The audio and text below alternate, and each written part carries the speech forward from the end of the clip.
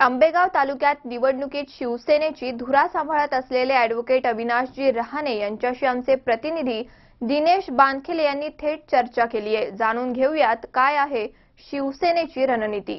जिल्हा परिषद पंचायत समितीचे वारे वाहत आहे। आंबेगाव तालुक्यात निवडणुकीत शिवसेनेची धुरा सांभाळत असलेले जिल्हा सहसंपर्क प्रमुख ॲडव्होकेट अविनाशजी रहाणे यांच्याशी आमचे प्रतिनिधी दिनेश बानखेले यांनी केलेली थेट चर्चा आणि जाणून घेतली काय आहे शिवसेनेची रणनीती। 21 फेब्रुवारी रोजी होऊ घातलेल्या जिल्हा परिषदेच्या आणि आंबेगाव पंचायत समितीच्या निवडणुकीची जबाबदारी या ठिकाणी मी स्वतः स्वीकारलेली आहे आणि तालुक्यामध्ये खासदार शिवाजीरावदादा आढळराव पाटील केवळ तालुक्यातच नव्हे तर संपूर्ण शिरूर लोकसभा मतदारसंघामध्ये हॅट्रिक करून निवडून आलेले एक खासदार स्वतःच्या कामाच्या जीवावर आणि कार्यकर्त्यांच्या बळावर आज त्यांची घोडदौड चालू आहे। आज या तालुक्यामध्ये पंचायत समिती गेले अनेक वर्ष विरोधकांच्या म्हणजे राष्ट्रवादी काँग्रेसच्या ताब्यात आहे, परंतु यावेळी परिवर्तनाची फार मोठी लाट तालुक्यामध्ये आपल्याला पाहायला मिळणार आहे। कारण आंबेगाव तालुक्यातला शिक्षणाचा जो बाजार मांडला गेला आहे, आरोग्य खात्याचा जो भोंगळा कारभार आहे, त्याचा कारभाराचा निपटारा करण्याचं काम या ठिकाणी शिवसेनेचे सगळे उमेदवार आणि होऊ घातलेल्या या निवडणुकीत यशस्वी होणारे उमेदवार हे शिवसेनेच्या माध्यमातून करणार आहेत। आणि मला निश्चित खात्री आहे की येत्या 21 तारखेला जेव्हा निवडणुकीत होईल त्या निवडणुकीमध्ये प्रचारामध्ये काम करणारे सगळे कार्यकर्ते अतिशय हिरिरीने काम करत आहेत। प्रत्येक मतदारसंघाचा जर गोषवारा पाहिला तर तालुक्यातले 5 आणि शिरूर विधानसभेचे शिरूर तालुक्यातील 3 असे जवळपास 8 मतदारसंघ या विधानसभा मतदारसंघामध्ये येतात। ते या 8च्या 8 विधानसभा मतदारसंघामध्ये केवळ नगाला नग द्यायचं काम म्हणून उमेदवार शिवसेनेने दिलेले नाहीत, तर तुल्यबळ असे उमेदवार सगळ्या विरोधी पक्षाच्या विरोधात या ठिकाणी दिलेले। परंतु दुर्दैवाने समजा मंचर पंचायत समिती गण असेल किंवा काही 1-2 गण अजून आहेत तर ज्या ठिकाणी स्वकीयांच्याच विरोधात लढण्यामध्ये एक मोठी शक्ती शिवसेनेला वाया घालवावी लागते। आज छत्रपती शिवरायांचा इतिहास आपल्याला माहीत आहे की छत्रपती शिवरायांना 200 लढाया या आपल्या मराठा राज्यांच्या राज्यकर्त्यांविरोधातच लढाव्या लागल्या, त्यानंतर ते छत्रपती झालेले आहेत। तसेच आपले शिवाजीरावदादा आढळराव पाटील यांच्या माध्यमातून या ठिकाणी आपल्या स्वकीयांविरोधात दुर्दैवाने लढायची वेळ आमच्यावर आलेली आहे। परंतु तरी देखील आम्ही कुठल्याही गोष्टीचा या ठिकाणी उहापोह न करता ही निवडणूक शिवसैनिकांच्या आणि शिवसेनेवर प्रेम करणाऱ्या जनतेच्या मताच्या जीवावर मोठ्या फरकाने जिंकू आणि येत्या पंचायत समितीच्या निवडणुकीत 23 तारखेला तुम्हाला पाहायला मिळेल की शिवसेनेचा भगवा या आंबेगाव पंचायत समितीवर फडकलेला असेल, त्याचबरोबर पुणे जिल्हा परिषदेवर देखील शिवसेनेचा भगवा फडकलेला आपल्याला दिसेल, याची मला खात्री वाटते। जिल्हा परिषद पंचायत समितीसाठी तुमची आणि भाजपची युतीबद्दल बोलणं चालू होतं, काय झालं की असं तुमची युती तुटली? ही युती तुटण्यामागे हे किरकोळ कारण नाहीये, तर राज्यामध्येच शिवसेनेचे पक्षप्रमुख ज्यांचा शब्द अखेरचा आणि अंतिम मानला जातो त्यांनी स्वतंत्र चालण्याचा भूमिका घेतली आणि महापालिका आणि जिल्हा परिषदेच्या निवडणुकांमध्ये ही युती अखेर तुटली। स्थानिक पातळीवर पदाधिकाऱ्यांनी या ठिकाणी प्रयत्न केला युती करण्याचा, परंतु भाजपची आव्हाच्या सव्वा मागणी आणि त्याबरोबर क्षमतेपेक्षा जास्त उमेदवार उभे करण्याची त्यांची नीतिमत्ता यामुळे या ठिकाणी भाजपची युती होऊ शकलेली नाही। त्यामुळे शिवसेना यापूर्वी पण स्वतंत्रपणेच लढली, आतापर्यंत भाजपची कसलीही मदत कुठेही आत्ता झालेली नाही। आणि मुळात भाजप हे भाजप नसून राष्ट्रवादी अशा पद्धतीचा हा एक गट शिवसेनेच्या विरोधात लढतोय आणि तीच गंमत आपल्याला यापुढच्या काळामध्ये बघायला मिळणार आहे। आंबेगावची आर्थिक राजधानी समजल्या जाणाऱ्या मंचर ग्रामपंचायत, या मंचर ग्रामपंचायतमध्ये बजरंग दल आणि शिवसेना यांच्या युतीने तुम्ही सत्ता स्थापन केलीत, परंतु कुठंतरी पंचायत समिती निवडणुकांमध्ये बजरंग दलातर्फे अर्ज भरण्यात आले, तर याबद्दल आपण या येणाऱ्या काळामध्ये आपला जो पाठिंबा आहे जो मंचर ग्रामपंचायतीमध्ये, तर तुम्ही त्यासोबत ग्रामपंचायतीमध्ये युती ठेवणार आहात का? या पुढील काळामध्ये बजरंग दलाशी आपला काहीतरी वेगळा व्यवहार असणार?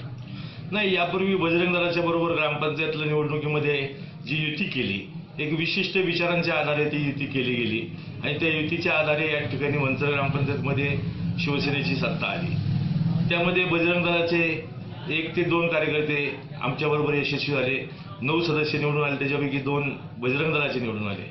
परंतु कार्यकर्त्यांना कळत नकळत अपेक्षा वाढतात. ज्याच्याकडे सायकल आहे त्याला वाटतं आपल्याला मोटरसायकल असावी, ज्याच्याकडे मोटरसायकल आहे त्याला वाटतं आपल्याला कार असावी, ज्याच्याकडे कार आहे त्याला वाटतं आपल्याला हेलिकॉप्टर असावं. अशा पद्धतीनं बजरंग दलाच्या कार्यकर्त्यांच्या अशा अपेक्षा वाढल्या आणि त्यांना असं वाटलं की आपल्याला या ठिकाणी पंचायत समितीची निवडणूक लढायला हरकत नाही. त्यांना समजून सांगण्याचा चांगला प्रयत्न केला, परंतु त्यात आम्ही अपयशी ठरलो. आज जरी ते स्वतंत्रपणे लढत असली तरी ही लढाई ही मैत्रीपूर्ण होणार आहे आणि या लढतीमध्ये कुठल्याही पद्धतीचं शत्रुत्व करून ग्रामपंचायतला त्याच्या ग्रामपंचायतचा गाडा हाकण्यामध्ये आम्हाला कुठलीही अडचण येणार नाही. बजरंग दलाला आम्ही बरोबर घेऊनच ती लढाई लढू आणि ग्रामपंचायतला बरोबर ग्रामपंचायतमध्ये सुद्धा बजरंग दलाला बरोबर ठेवूनच आपला कारभार या ठिकाणी 5 वर्षाचा पूर्ण करण्याचं काम शिवसेना करेल. खासदार शिवाजीरावदादा आढळराव पाटील यांचं पूर्ण मार्गदर्शन, त्यांचे आशीर्वाद याच्या जीवावर ही लढाई आम्ही निश्चितपणाने चांगल्या पद्धतीने करू अशी मला खात्री वाटते. मंचर अवसरी मंचर पंचायत समिती गटामध्ये आपलेच शिवसेनेचे नेते असणारे राजाराम बानखिले यांनी बंडखोरी करून अर्ज भरला.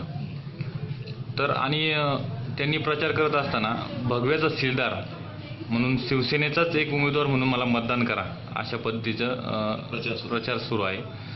तर कुठेतरी असं होतंय का दादांचं आणि शिवसेनेमध्ये कुठेतरी संभाषण किंवा जो काही कोऑर्डिनेट व्हायला पाहिजे हा कुठेतरी कमी होतो आणि असं नक्की काय झालंय का? नक्की हे भगव्याचा शिलेदार म्हणून आणि शिवसेना एक आहे, हा दुसरा एक उमेदवार देते?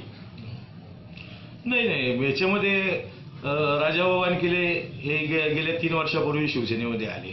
तत्पूर्वी 14 वर्ष त्यांनी राष्ट्रवादी काँग्रेसमध्ये काम केलेलं आहे. त्यापूर्वी ते शिवसेनेमध्ये होते. शिवसेना स्थापनेमध्ये देखील त्यांचा खारीचा वाटा आहे. परंतु ते करत असताना ज्यावेळी पक्ष अतिशय वाईट अवस्थेतून जात होता त्या काळामध्ये त्यांनी पक्ष वाऱ्यावर सोडला आणि ते राष्ट्रवादीमध्ये गेले आणि आता त्यांनी हट्ट करून ठेवला की मी निष्ठावाने मला तिकीट मिळावं. पक्षश्रेष्ठीने काहीतरी विशिष्ट विचार करूनच त्यांना त्या ठिकाणी उमेदवारी नाकारली असणार आहे. मग त्यानंतर त्यांनी मी भगव्याचा शिपाई, भगव्याचा रक्षक म्हणून प्रचार करून करण्यामध्ये काही अर्थ नाही. जो माणूस शिवसेनेचा दगड जरी उमेदवार पक्षप्रमुखांनी दिला किंवा नेत्यांनी दिला तर त्याच्यामागे भक्कमपणाने उभे राहील तोच खरा निष्ठावंत शिवसैनिक. त्यामुळे निष्ठावंत शिवसैनिकांच्या व्याख्येला कुठेतरी तडा जाईल अशा पद्धतीचं वर्तन म्हणजे राजाभाऊने देखील करू नये अशी आमची अपेक्षा आहे. आंबेगाव पंचायत समितीवर शिवसेनेचा भगवा फडकल्यानंतर जी सत्ता येणार आहे त्या सत्तेच्या काळामध्ये कुठलाही फसवा विकास आपल्याला पाहायला मिळणार नाही. पूर्ण पारदर्शक कारभार आणि शिक्षणाचं नियोजन, आरोग्याचं नियोजन, स्वच्छतेचं नियोजन आणि विशेष करून पशुधनाचे जे दवाखाने बऱ्याच ठिकाणी बंद पडलेले आहेत. काही शासकीय दवाखाने ज्या ठिकाणी पूर्णपणे शासकीय कर्मचाऱ्यांची व्यवस्था नाही त्याची संपूर्णपणे खात्रीलायक माहिती घेऊन त्याच्यावर तातडीने चांगला स्वच्छ कारभार करण्याच्या दृष्टीनं आणि त्या ठिकाणी चांगले कर्मचारी, चांगले अधिकारी यांची नेमणूक करण्याच्या दृष्टीनं आपली शिवसेनेची पंचायत समिती ही मोठ्या धडाक्यामध्ये काम करेल. आजपर्यंत जो अनुभव आला, आता जवळचं उदाहरण घेतलं तर आपल्या पिंपळगाव गावचे पदाधिकारी आणि जिल्हा परिषदेचे आता माजी झेडपी सदस्य पोखरकर साहेब यांनी जर पाहिलं तर तुम्हाला पिंपळगाव सोडून कुठल्याही गावामध्ये यांनी लक्ष दिलेलं नाही. आज मंचरसारखं एवढं मोठं शहर ज्याची नागरी लोकवस्ती या ठिकाणी नगरपंचायत किंवा पालिका काही दिवसांनी होऊ घातलेली आहे. अशा गावाला वाऱ्यावर सोडून देखील त्यांनी कुठलंही काम केलेलं नाहीये. त्यामुळे या ठिकाणी प्रत्येक गावगावच्या कार्यकर्त्यांची चर्चा करून त्या गावातील अडीअडचणी समजून घेऊन पारदर्शकपणे पंचायत समितीचा कारभार ही शिवसेना करेल आणि आपल्याला पुढच्या 5 वर्षानंतर आम्हाला शिवसेनेला मतं मागण्याची सुद्धा वेळ येणार नाही. मतदार स्वतःहून शिवसेनेच्या पारड्यात मतदान करतील अशा पद्धतीनं या ठिकाणी आमचे कार्यकर्ते पदाधिकारी काम करतील. दिनेश बानखेले, C24 तास, मंचर.